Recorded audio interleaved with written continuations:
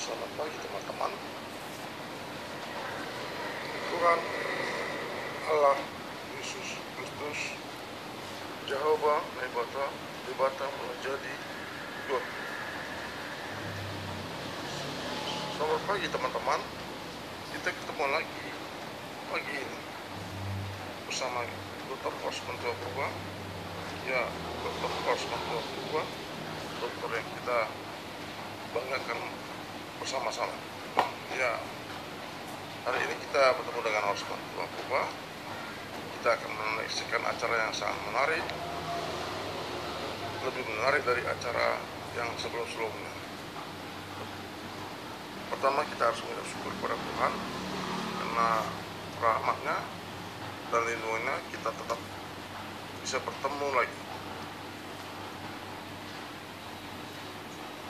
Ya, saya harap kita bisa mengandalkan Tuhan dalam setiap perkara, baik perkara kecil maupun perkara besar. Hanya melalui Tuhan kita akan mendapatkan berkat dan kemegahan. Untuk itulah kita harus mengucap syukur, memuji Tuhan sepanjang masa, dari waktu, dari awal dan sampai kesudahannya. Tuhan telah memberikan kepada kita hidup yang baik, lebih baik daripada yang kita rencanakan. Baiklah teman-teman, mari kita saksikan acara berikutnya.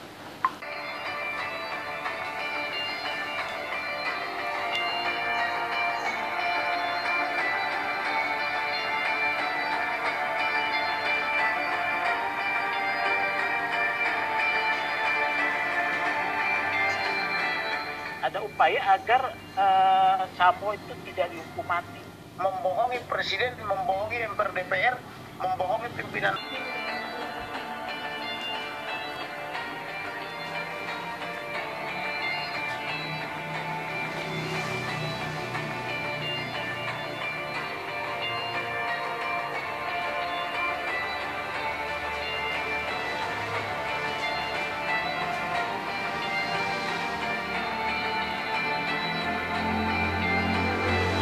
Ada upaya agar Sambo itu tidak dihukum mati.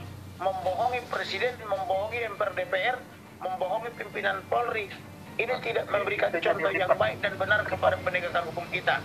Jadi ini bukan institusi ya, kepentingan pribadi tertentu. Ada kelompok-kelompok yang akan meminta hukumannya tulisan, itu hukuman tulisan itu hukuman mati. Ada kelompok yang meminta hukumannya angka itu 20 tahun. Pekerjaan Sambo banyak rahasia. Audit investigasi aliran 155 triliun, siapa saja petinggi negara ini, lembaga negara ini yang menerima. Ada 121 OTT dilakukan. Ini kan tidak dibuka. Untuk membawa Joshua ke Magelang, kemudian yang di Jakarta melakukan geladi bersih atau CR, geladi resik, tentang bagaimana proses pembunuhan itu jaksa-jaksa yang sangat baik, dan itu sebagian teman-teman saya, tetapi mereka hanya ditugasi untuk membacakan apa yang disepakati di tingkat pimpinan Jaksa Agung. Ruang yang disediakan oleh jaksa penuntut umum untuk diisi hakim supaya putusannya bisa lebih rendah, bahwa ini ada sesuatu di dengan kejaksaan.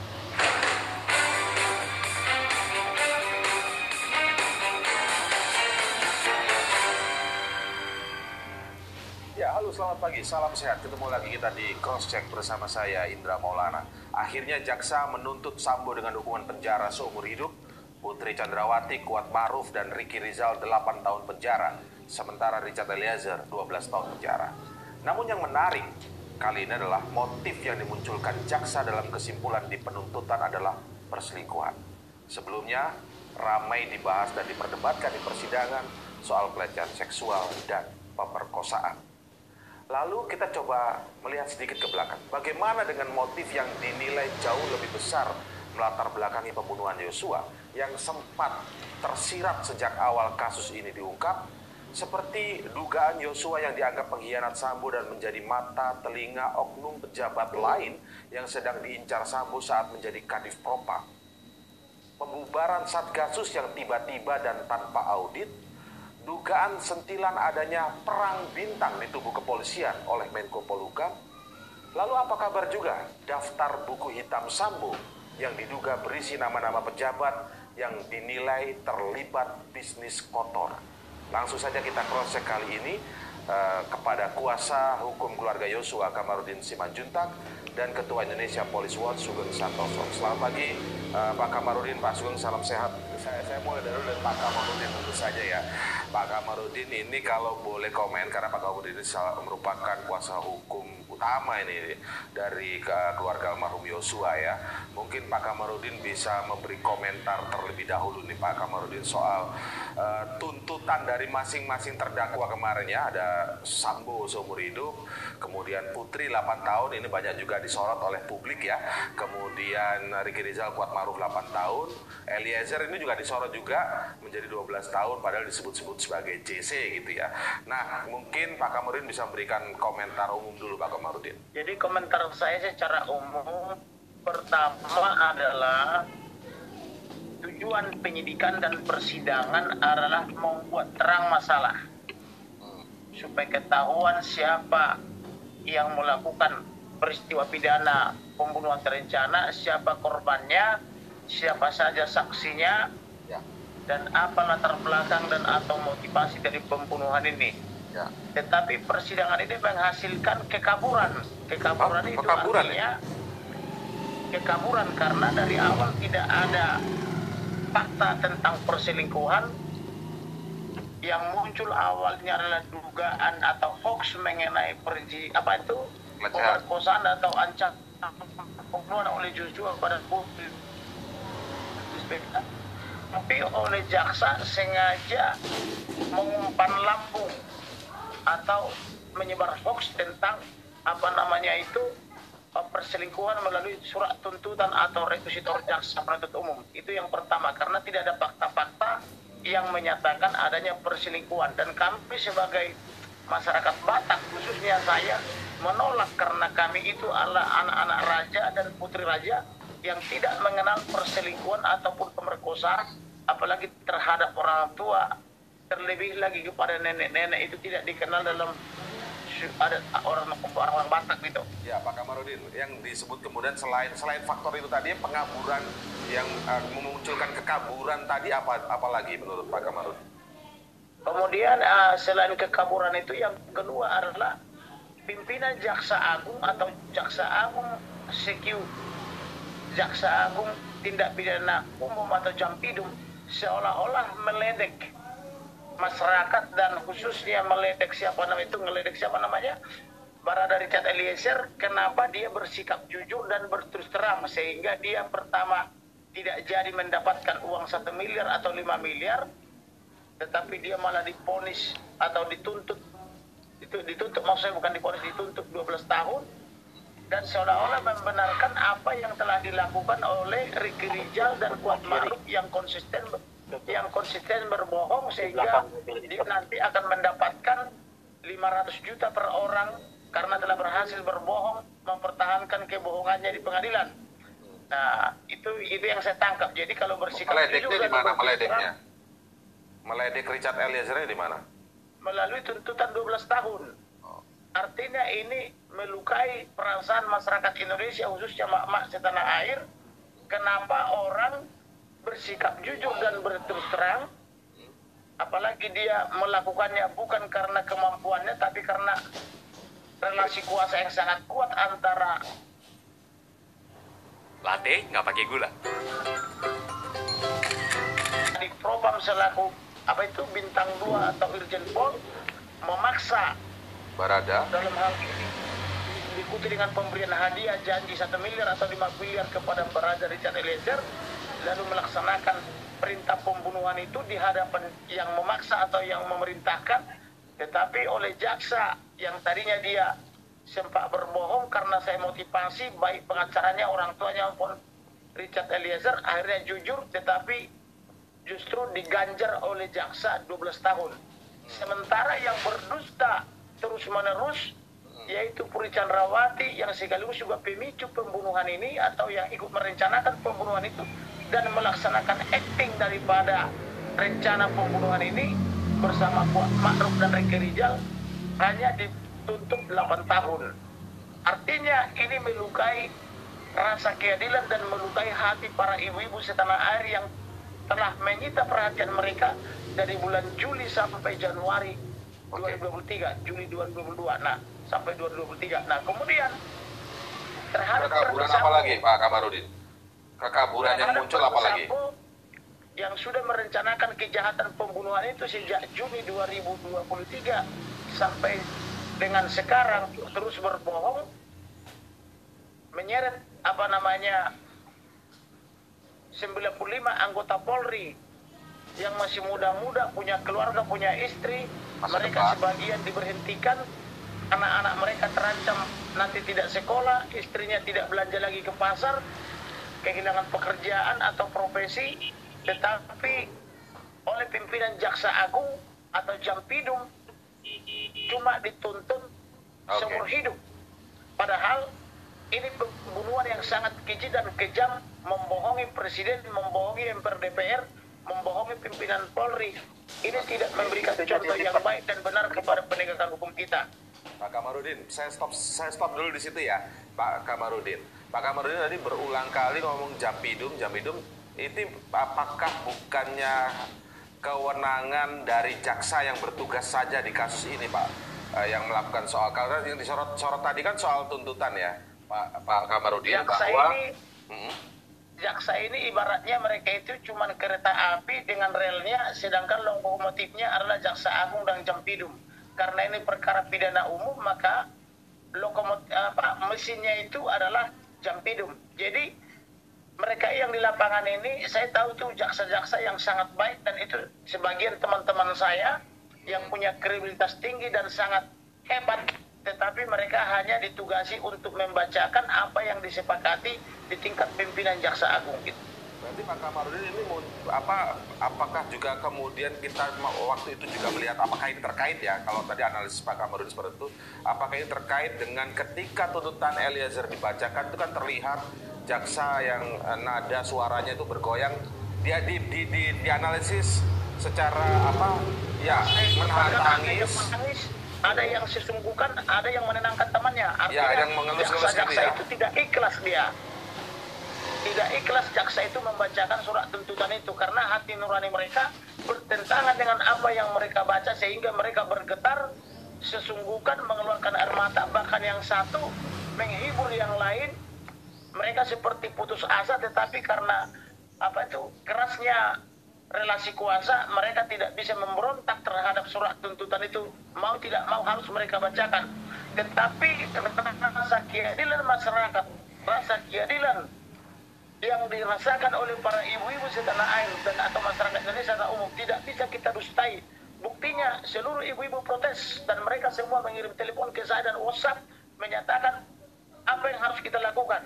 Oke, saya ingin lihat dari sudut pandang Pak Sugeng Santoso sekarang. Kalau menyimak sampai di tahapan sekarang ini seperti apa IPW Pak Sugeng? Ya kan sekarang ini putusan ya. Tuntutan ya. Jadi kasus ini sebetulnya sudah on the track ya. On the track artinya sebagai satu kasus pidana.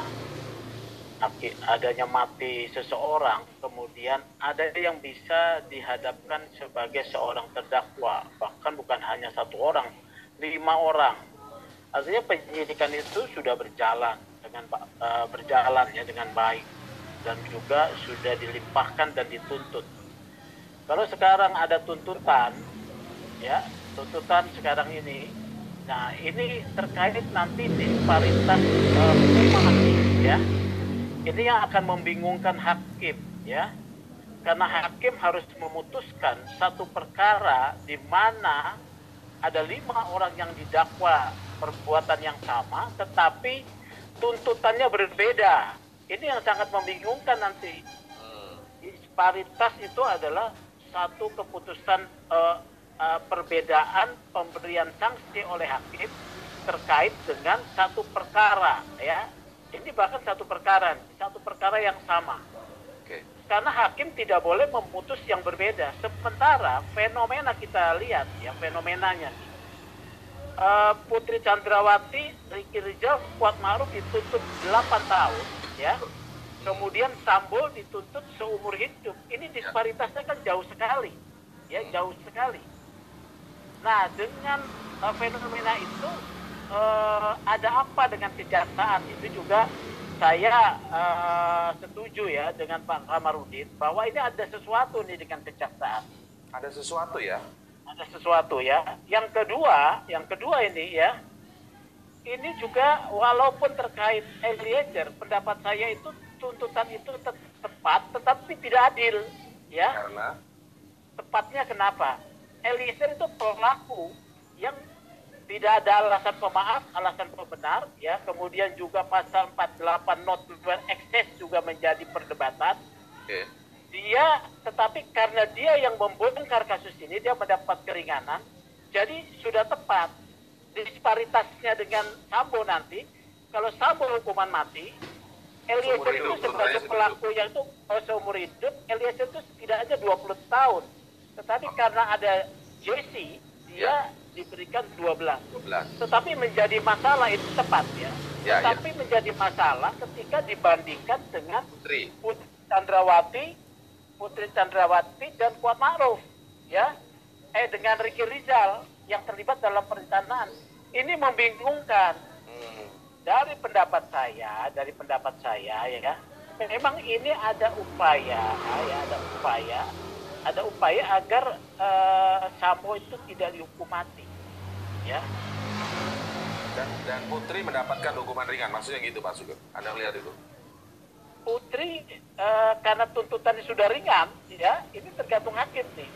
Ya. Tetapi di sini yang menjadi aktor utama adalah Sambo, ya. Sambo adalah seorang penting yang memiliki tadi kuasa yang besar dan juga informasi yang banyak, ya. Sebagai seorang kadif propam, ini ada pertarungan seperti dikatakan oleh Mahfud ya. Ada kelompok-kelompok yang akan meminta hukumannya tulisan, itu hukuman tulisan itu hukuman mati atau hukuman seumur hidup. Ada kelompok yang meminta hukumannya angka itu 20 tahun. Nah ini kan pertarungan ya. Itu Anda mendengar itu Pak Sugeng memang Anda mendengar itu ya? Ya itu kan Pak Ma'ruf kan ngomong tuh, Pak Ma'ruf, Pak siapa? Pak Menko Polhukam. Pak Mahfud MD. Iya, saya juga mendengar ya. Jadi ini bukan institusi ya, kepentingan pribadi tertentu yang sedang bertarung juga dengan Sambo. Ya. Jadi begitu. Nah, jadi saya bilang ada person yang bertarung dengan Sambo, person lain yang bertarung dengan Sambo ya, kepentingannya. Kalau Sambo ini sudah selesai ya. Sambo ini pertarungan hidup dan mati buat dia. Karena kalau dihukum mati ya dia mati. Kalau dihukum seumur hidup atau 20 tahun masih hidup dia, ya ini pertarungan hidupnya mati. Dan di balik Sambo banyak catatan-catatannya, gitu loh. Ya catatan-catatan Sambo tuh banyak. Dia hanya catatan dalam buku hitam itu ya, Pak maksudnya? Iya. Dia banyak sekali dicatat. Orang dia juga sudah mulai membuka, ya salah satunya adalah selama si Karopaminal menjadi Karopaminal, dia memberi catatan yang baik. Ada 121 OTT dilakukan. Ini kan nggak dibuka, ya, nggak dibuka. Itu kan baru yang dibuka 1. Jadi ini adalah kompleksitas, ya, karena yang terkena kompleksitas. Supaya ini menjadi perbincangan khalayak juga ikut menyimak, Pak. Yang baru yang dibuka 1 itu apakah yang terkait dengan Ismail Bolong itu maksudnya, Pak? Oh, ada Ismail Bolong itu udah selesai. Tinggal Polri mau konsisten nggak kalau yang diungkap dalam LHP 5 April 2022 ya, 5 April 2022 ya. Ya. Itu kalau mau konsisten kan yang baru ditahan kan Ismail Bolong. Ada isu suap terkait para jenderal polisi ya, dari level Polsek juga ada. Ini kan tidak diungkap. Ya, kalau Ismail Bolong benar melakukan praktek illegal logging, diduga kuat penerimaan uang dari praktek perlindungan illegal logging itu benar. Sebagai satu tindak pidana suap dan juga pelanggaran kode etik. Ini kan gak diungkap, ya. Itu baru 1. Kemudian diungkap lagi di dalam persidangan adanya OTT oleh Hendra ya. Iya, benar Pak. Mantan Karopaminal, ya. Ya, 121 kalau tidak salah, polisi tidak diungkapkan. Artinya di dalam pekerjaan Sambo banyak rahasia. Oh. Ya. Intinya sederhananya Sambo memegang banyak rahasia. Banyak rahasia. Kelompok lain Sambo ini dihukum mati, ya. Kelompok lain Sambo dihukum mati, ya, supaya dia pergi dengan rahasianya itu. Ya, ada juga Sambo ingin bertahan. Itu kan satu naluri alamiah saja, ya. Jadi begitu. Tapi kita kembali kepada soal disparitas, ya, disparitas ini sebetulnya adalah kewenangan hakim. Tetapi pintunya jaksa itu sudah menyediakan satu kondisi yang sulit. Coba perhatikan ini. Sambo dituntut hukuman seumur hidup dengan catatan tidak ada hal yang meringankan. Betul. Kalau tidak ada hal yang meringankan harusnya hukuman mati. Ya, itu satu ya. Nah, harus dilihat fenomena ini. Ini sebetulnya jaksa sedang memberi ruang pada hakim untuk adanya hal yang meringankan. Masa tidak ada hal yang meringankan Sambo? Dia kan di dalam persidangan sopan, mengakui akhirnya, ya. Apakah tidak hal yang meringankan? Tidak pernah dihukum. Itu kan biasa dicatat. Ya, yang terdakwa lain dicatat juga itu. Terdakwa lain dicatat juga. Ini adalah ruang yang disediakan oleh jaksa penuntut umum untuk diisi hakim supaya putusannya bisa lebih rendah. Ini adalah sesuatu fenomena yang harus dibaca secara tersirat, bukan tersurat, ya. Oke, baik. Ini menarik ini, Pak Kamarudin mungkin bisa langsung menanggapi dulu, Pak, soal analisis Pak Sugeng tadi.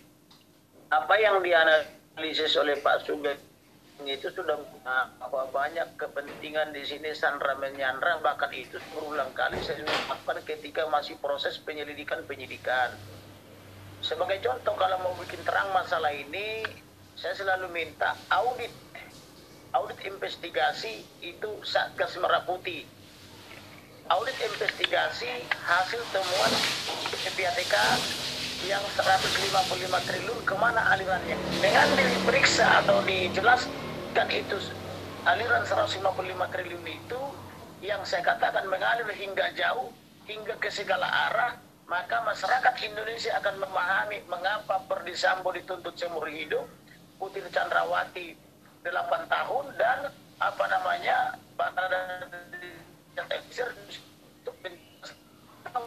Richard Eliezer ini disenangi oleh publik, disenangi oleh mak-mak setanah air, tetapi dibenci oleh para penguasa karena sumber mata pencaharian mereka ini terganggu karena diduga yang membagi-bagi uang itu adalah Putri Candrawati.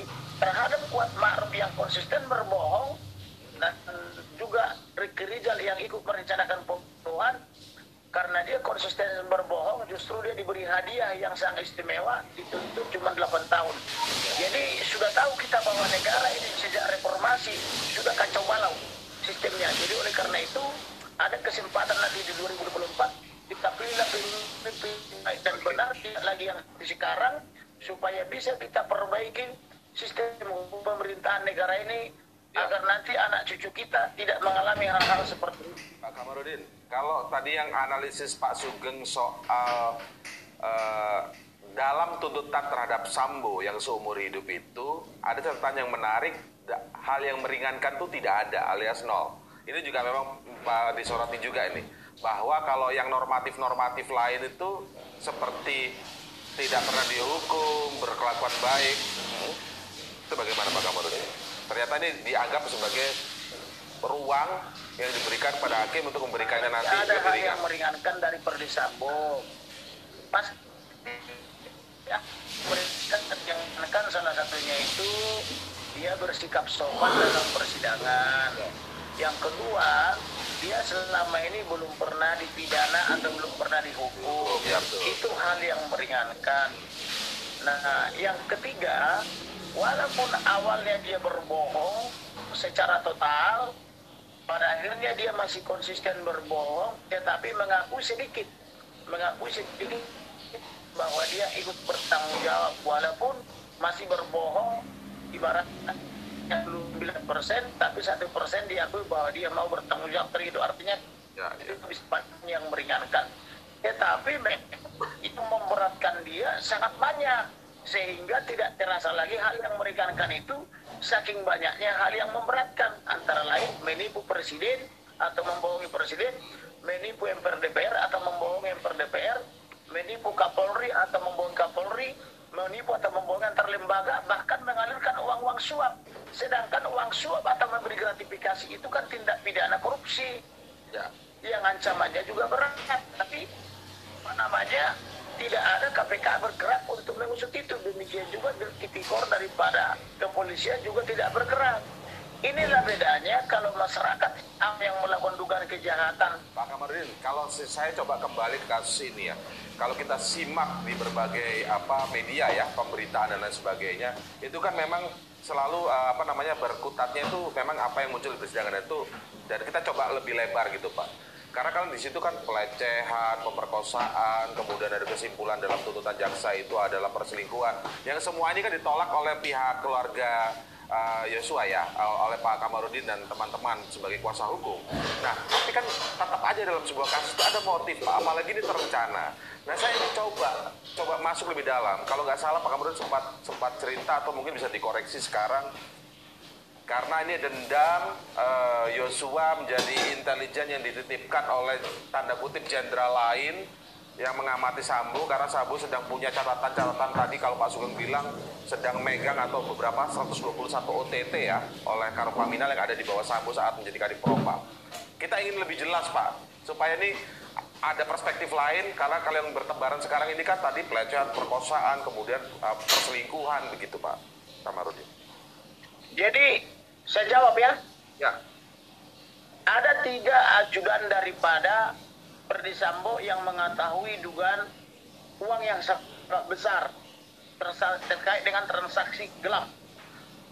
Pertama Matius, itu tangan kanan pertama.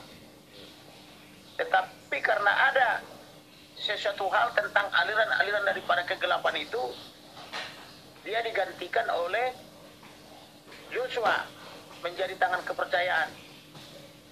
Kemudian terakhir menjadi Daden. Malah ada juga satu lagi sebenarnya yang juga ikut mengetahui, yaitu Ricky Rijal. Daden dan Ricky Rijal ini konsisten berpihak kepada kegelapan itu. Sehingga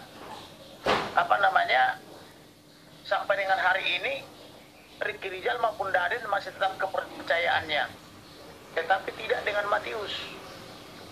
Matius saya dengar informasinya dia kepercayaannya tidak seperti yang dulu lagi. Oke. Yang mau saya katakan adalah bahwa ada dugaan atau ada informasi intelijen bahwa Joshua ini seolah-olah atau ada dimintai keterangan oleh jenderal lain terkait dengan aktivitas daripada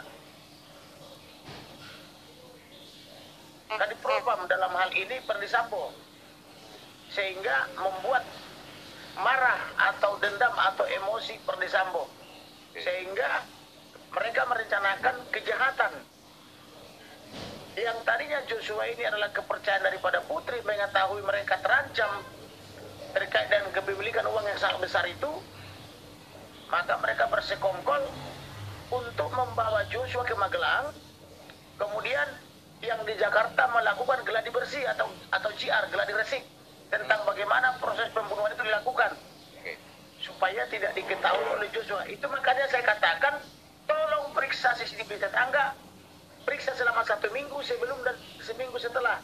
Di situ akan terlihat misalnya ada yang berperan libur ketika pembunuhan itu, ada juga yang berperan sebagai tukang ojek, tukang somai, ada yang berperan membunyikan petasan, kemudian ada yang ngasih kode ke dalam ketika petasan sedang bunyi, maka dilakukan penembakan di dalam. Itu kan semua ada CCTV-nya. Tapi kenapa itu tidak terungkap dalam penyidikan pengadilan? Dan kenapa kami setiap membawa bukti kepada Barreskrim Polri, dalam hal ini kepada penyidik, selalu ditolak dengan cara bukti kami atau ke toilet kami tidak jelas, tetapi sejam kemudian dikatakan pimpinan menolak, begitu loh. Baik, Pak Kamarudin, kita tahan dulu ya. Kita tahan dulu sebentar. Sendal yang berdarah dan sepatu yang berdarah pun saya bawa ke pengadilan pun oleh hakim juga tidak diterima oleh jaksa, kan begitu, diantar ke Sungai Bahar, kan gitu. Itu pentingnya apa sandal dan apa tadi Pak Kamarudin, karena berulang kali juga Pak Kamarudin cerita soal ini, sandal dan Sendal yang berdarah ini dan sepatu yang berdarah ini, sendal dan sepatu yang berdarah sangat penting karena di CCTV yang beredar di televisi-televisi pada menit 15.49 ada di situ CCTV atau rekaman CCTV yang dijahit. Orang bekerja di televisi pasti mengerti itu menjahit suatu rekaman. Sehingga di dalam satu detik yang sama, di detik yang sama dia Joshua itu memerankan dua hal. Pertama dia pakai sepatu, tiba-tiba pakai sendal. Sendal dan sepatu yang dipakai di menit 15.49 ini tiba-tiba sudah ada di Sungai Bahar diantar oleh polisi. Dan ketika saya serahkan ini kepada penyidik, mereka menolak, padahal di bawah sendal itu masih ada darah, dan sampai sekarang sendal dan sepatu itu masih kita simpan rapi gitu loh. Jadi itu darahnya darah Yosua sudah dipastikan. Diduga darah Joshua karena yang berhak memastikan itu kan tentu ahlinya, ahli yang memahami darah, yaitu laboratorium, kan begitu, dan ahli DNA. Makanya waktu itu saya minta kepada dokter forensik yang melakukan ekshumasi dalam hal otopsi maupun spesimen repertum, tolong dong periksa DNA Joshua, kan begitu saya minta. Periksa juga DNA yang lain, termasuk Pak Ma'ruf, Ricky Rijal, Ferdi Sambo, Putri Chandrawati, dan lain-lain, supaya ketahuan ini DNA siapa yang ada dalam sendal ini. Oke. Jadi cerita yang Magelang itu dibawa ke sana supaya di Jakarta bisa gladi bersih kalau menurut Pak Kamarudin. Betul. Gladi bersih untuk Makanya, melakukan pembunuhan terencana terhadap Yosua. Yang menurut Pak Kamarudin motifnya adalah Sambo dendam kepada Yosua karena Yosua tanda kutip berkhianat. Karena bisnis kegelapannya terancam. Bahkan saya sudah pernah informasikan Barada Richard Eliezer bersama yang lain pernah ditugaskan menangkap penjudi, bos judi yang tidak setor ke 303. Tetapi setelah ditangkap di hotel di Bandung, diuangkan 100 juta dan sejak saat itu komitmen akan setor selanjutnya ke 303. Makanya selalu saya bilang, audit investigasi kasus Merah Putih, siapa saja yang menerima alirannya. Kemudian audit investigasi aliran 155 triliun, siapa saja petinggi negara ini, lembaga negara ini yang menerima. Kemudian bagaimana ini Satgas Merah Putih menjadi pasukan elit di polisian tetapi tidak dibiayai negara. Yang itu Dari mana kemudian anggaran Satgas Merah Putih ini? yang itu kemudian sedangkan Polri saja dibiayai 100 triliun lebih. Bagaimana caranya Satgasus bisa beroperasi di Indonesia tanpa dibiayai oleh negara? Tanya DPR, ada nggak dikeluarkan biaya untuk Satgas Merah Putih? yang itu kemudian dalam kasus ini Satgas Merah Putih dari mana anggarannya? ya Pak, oke Pak Kamarudin, yang kemudian itu menjawab pertanyaan-pertanyaan di masa sebelumnya. Kenapa dalam kasus pembunuhan Joshua tiba-tiba Satgasus dibubarkan, begitu Pak Kamarudin? Betul, dibubarkan tanpa diaudit. Harusnya kan sebelum dibubarkan diaudit investigasi dulu. Dan saya minta misalnya auditor internasional sekelas PricewaterhouseCoopers, Ernst & Young dan lain-lain untuk mengaudit keuangannya. Dari mana sumber keuangan itu dan mengaudit kemana? Saya menduga sumber keuangan itu karena bukan dari negara, bukan dari rakyat, bukan dari pajak, tetapi saya menduga dari sumber kegelapan gitu loh. Boleh nggak uang kegelapan membiayai lembaga negara? Baik, Pak Sugeng tambahan sedikit sekali sebelum ditutup Pak Sugeng. Intinya memang kejaksaan ini satu tuntutannya membingungkan, kedua terkait dengan Yosua itu ada ruang, memberi ruang untuk Yosua untuk hakim membuat putusan yang berbeda, mungkin lebih ringan, ya. Ya, kenapa Sambo kemudian ada kepentingan Sambo harus dituntut lebih ringan, karena motif di belakangnya itu karena apa? Biar membuka catatan buku hitam tadi, Pak Sugeng. Menurut Pak Sugeng gimana? Banyak kepentingannya, ya. Pak Mahfud sudah katakan ini pertarungan kepentingan ini, ya. Kalau kasusnya sudah terbuka, tetapi terkait tuntutannya kan cukup membingungkan buat saya. Buat Eliezer tidak adil walaupun tepat, buat Sambo diberi ruang untuk putusannya lebih ringan, ya. Kemudian buat Putri dan Ricky Rizal itu tidak adil untuk Eliezer ya, seperti itu. Iya, satu lagi Pak, kalau motifnya menurut Pak Sugeng itu ada motif yang besar tadi itu nggak? Kalau di luar 15 Oktober saya sudah katakan perselingkuhan, ya itu ya. Oke. Saya berbeda pendapat dengan Pak Kamarudin. Baik, Ya, oke ya. Baik, Pak Sugeng, terima 15 kasih. Oktober saya sudah katakan itu ya. Pak Sugeng, terima kasih atas waktunya. Pak Kamarudin, sebagai penutup silakan Pak Kamarudin, banyak hal yang harus diungkap. Penutupnya begini, saya tidak setuju pemerkosaan maupun perselingkuhan, tetapi lebih kepada dendam akibat pertama memang ada wanita lain, si cantik-cantik yang saya bilang itu. Yang kedua ada transaksi aliran keuangan yang sangat besar. Tapi Bang Kamarudin belum mengklarifikasi benar atau tidak omongan itu kan? Iya, artinya itu sumbernya. Ini terjadi kepada perkara Brigadir Joshua. Nah, ya, kembali Barada situ Richard Pak. Silakan. Eliezer yang sudah berkata-kata yang benar, sudah bersaksi yang benar, justru dituntut 12 tahun. Sedangkan yang berbohong terus-menerus dan konsisten berbohong, Putri Chandrawati yang sudah menyuap antar lembaga sebagai pemicu dan perencana kejahatan ini bersama Ferdi Sambo, justru cuma dituntut 8 tahun. Seolah-olah negerimu ini mengatakan kalau kau jujur akan dituntut besar, tapi kalau berbohong dan duitnya banyak akan dituntut ringan. Itu yang saya tangkap gitu loh. Pak Kamarudin, oke. Saya coba fokus sedikit kalau soal motif itu jarang sekali ya, kecuali Pak Kamarudin kalau di forum-forum di perbincangan dengan seperti cross check ini mengutarakan, tapi tim kuasa hukum yang lain jarang sekali mengutarakan motif-motif yang diketahui sebenarnya Pak. Apakah itu artinya dugaan itu masih mentah? Tadi yang kita bilang soal Joshua ini diduga intelijen yang dititipkan oleh jenderal lain karena ada buku hitam list 121 OTT dilakukan oleh Ferdi Sambo saat menjadi Kadif Propam dan lain sebagainya. Kalau saya kan begini kerjanya, saya berbeda dengan advokat lain. Kalau advokat lain, dia terima berkas di meja. Saya ini berbeda, saya selalu turun investigasi dan mencari data-data dari berbagai sumber. Bahkan saya, banyak teman-teman saya di lingkungan intelijen, sehingga saya dapat suplai informasi. Jadi maksud saya di situ, ini kan persoalan gaya aja. Ada yang pengacara teman-teman saya, dia tidak mau turun ke lapangan, taunya terima berkas dan bukti. Tapi memang mereka tahu tidak Pak kalau cerita saya ini pun juga. menginvestigasi. Oke. Tapi di dalam tim kuasa hukum saat melakukan mungkin rapat atau apa koordinasi begitu, ini dibahas tidak yang soal dugaan-dugaan ini? Atau memang stick apa yang muncul di pengadilan aja? Yang mendapatkan, saya bahas dan saya membicarakan dengan mereka. Bahkan saya sudah katakan, kami dalam menangani perkara ini ada yang natural, ada yang supranatural. Teman-teman saya juga rata-rata kena yang supranatural. Ada yang tiba-tiba dia wajahnya dicakar seperti cakaran kucing dan berdarah-darah. Ada yang tiba-tiba kakinya patah seperti Dr. Nelson. Johannes wajahnya berdarah-darah kena cakar pada solternya, tidak ada yang buka. Kemudian Martin mejanya terangkat-angkat selama 1 jam. Kemudian rekan Pak Johnson dia tepar 3 bulan dan seterusnya gitu loh. Jadi saya dikirimi kucing hitam dan kucing putih bergantian setiap maghrib gitu loh.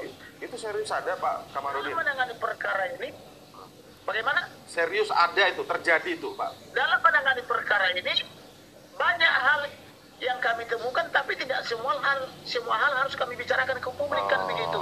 Iya. Artinya banyak orang yang punya kepentingan dengan perkara ini, banyak yang pengen menutupi, ada juga yang mau mengungkap, ada juga yang mau mengkambing hitamkan di tingkat daripada polisi tingkat rendah kan begitu. Bahkan banyak juga yang melaporkan saya pagi, siang, sore, malam supaya saya ditangkap dan dibungkam gitu loh. Ini harus dipahami, saya sudah mengorbankan segalanya untuk memberantas praktik mafia di Indonesia. Oke. Itu intinya. Baik, nanti kita akan lihat perjalanan ke depan seperti apa Pak ya. Tapi mungkin juga yang terus menjadi pertanyaan publik sebenarnya sejauh ini adalah tetap motif dari kasus ini Pak. Nanti ini Tetapi yang diharapkan. saya bisa tunjukkan nanti ribuan WhatsApp protes kepada handphone saya. Tapi saya bisa berbuat apa? Saya cuma seorang Kamarudin penasihat hukum. Saya tidak berkuasa dalam membuat surat tuntutan kan begitu. Terima kasih. Baik, terima kasih Pak Kamarudin Simanjuntak atas waktunya di cross check di akhir pekan kali ini telah memberikan informasi terkait dengan perkembangan kasus pembunuhan Brigadir Yosua Huta Barat. Terima kasih Pak Kamarudin, salam sehat. Terima kasih, Tuhan berkati. Yo. Baik. Terima kasih ya Pak. Baik, terima kasih Pak Kamarudin atas waktunya dalam cross check kali ini. Salam sehat Pak Kamarudin. Baik, itu tadi diskusi kita di akhir pekan kali ini dalam cross check di kanal YouTube medcom.id. Semoga Anda semakin mendapatkan tambahan informasi yang menarik terkait dengan perkembangan kasus pembunuhan berencana Brigadir Yosua Huta Barat. Saya Indra Maulana undur diri. Salam sehat, sampai jumpa.